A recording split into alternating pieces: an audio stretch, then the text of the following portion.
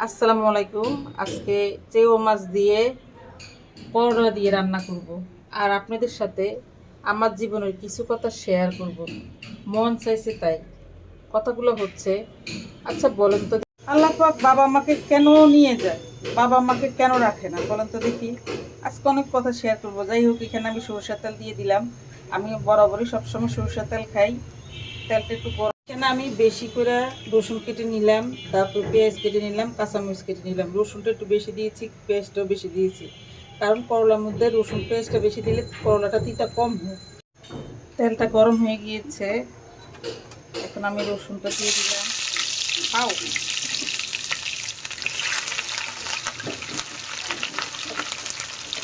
সব কিছু দিয়ে দিলাম। এখানে নিলাম জিরার গুঁড়া, আদা বাটা, রসুন বাটা, হলুদ গুঁড়া। ছোটবেলায় মার হাতে এই করলা দিয়া, চিংড়ি মাছ দিয়া খেতাম, খুবই স্বাদ হতো। জানি না কতটা স্বাদ হয় আমার হাতে, তবে আমার মার যে একটা স্বাদ ছিল হাতে, ওই স্বাদটা আমি এত সুন্দর করে রান্না করি, তারপর কিন্তু ওই স্বাদটা পাওয়া যায় না। মার হাতের এই রান্নাটা খুব মিস করি আমি।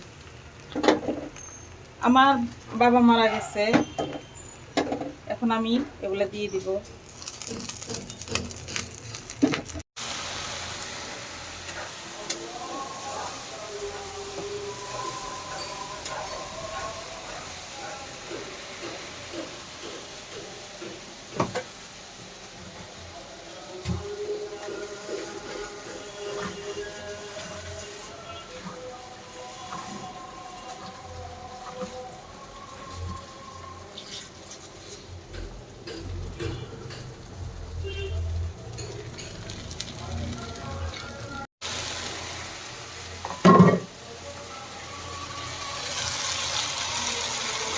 এটাকে ভালোভাবে কষাবো, কষানোর পর হালকা একটু ঝোল দেবো, ঝোল দিয়ে একদম এরকম মাখা মাখা করবো। বিশ্বাস করেন, একবার কেউ মাছ দিয়া করলা দিয়া খাবেন, শুধু খাবেন, এত টেস্ট হয়।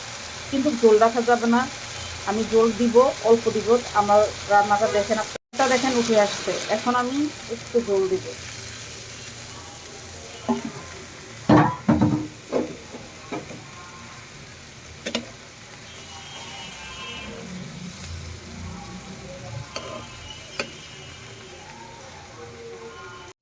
দেখেন আমার রান্না কিন্তু শেষ।